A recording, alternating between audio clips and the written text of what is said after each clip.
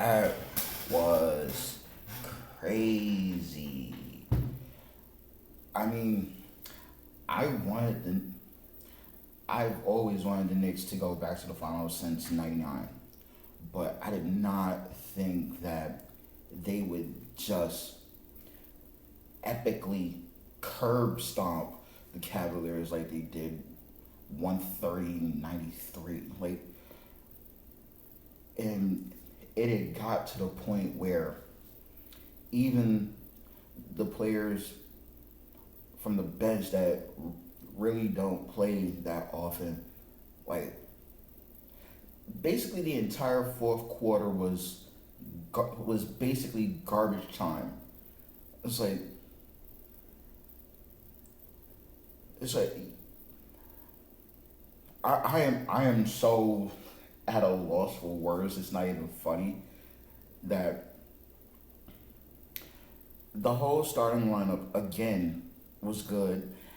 Everybody, Mikhail, Brunson, Cat, OG, um, Josh, everybody had at least 15 points by halftime. So that in itself is crazy.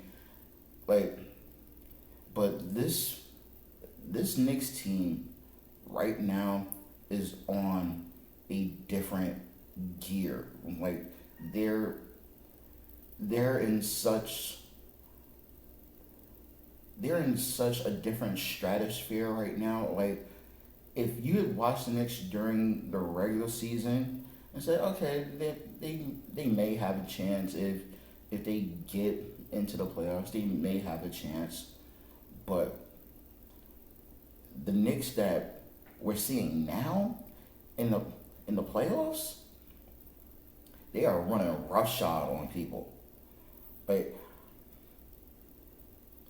I don't know how many times this has been said, but somebody must have said something in the locker room after game 3 in Atlanta because ever since then they have literally kicked the doors in on other teams. Like when you blow out a team by 51 in their own gym and you have like the entire arena basically turn it into Nick MSG wherever, that's crazy. But to do it a second time against another team in the Sixers and not just do it once, but basically stomp on them for 4 games and the fourth game being another 30-point blowout. It's like, okay, this team is special. We got something going. But to do it for a third straight series, second sweep overall, and to be the first team in NBA history to have 3 30-point closeouts, that means this team is beyond special. This team has a chance to do something that hasn't been done before. And I don't think the NBA is ready for that because it is crazy. Now, don't get me wrong. We have had some luck in our favor, but to get to a championship, sometimes you need a bit of luck, and this just might be it. Like the Atlanta series, go down 2-1, something is said in the locker room, and the switch is flipped, and it's like, okay, we're good, but we can be better. We can really be better. Then, instead of the team that you were actually built for, you get the team that displaced them. So it's just like, okay, different, but let's still work. Let's still do what we got to do. And they did that. It's like, and for the most part, they took what was given to them and made the best of it.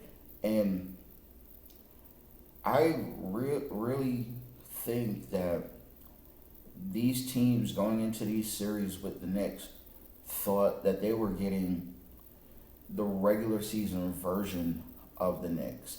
This version of the Knicks is some kind of behemoth that is ready to run at will, defend supremely hard, and knock you out by 30. And the fact that the Knicks got Cleveland after them going through 2 grueling 7-game series is just the way the schedule lined up. It's not the Knicks' fault that the Cavs took forever beating the teams that most people thought should have beat them, but they didn't. So the Knicks looked at it and it was like, look, they're tired. Let's just get in them and run them out. And yes, they were down 22 points with like 7 minutes left to go in the fourth quarter of game 1. And they took a timeout, and I don't even think Mike Brown said anything to him. This was more of a player-focused timeout. Just say, look, we're better than this. We've been better than this. So let's get back to it and get back to doing what we do. And that's what they did. And knocked out that 22-point deficit, won game 1, and demoralized the Cavs in the process. So now Knicks have the better part of a week to tinker and adjust and practice and get ready for either Shea and his crew or Wembanyama and his crew. And once the finals start, we'll see what happens. But for right now, me, like everybody else in New York, are just going to enjoy the Knicks being in the finals and resting and waiting to see who limps out of the Western Conference. So that's my take. I'll speak to the rest of y'all Wolves later. Keep howling. Peace.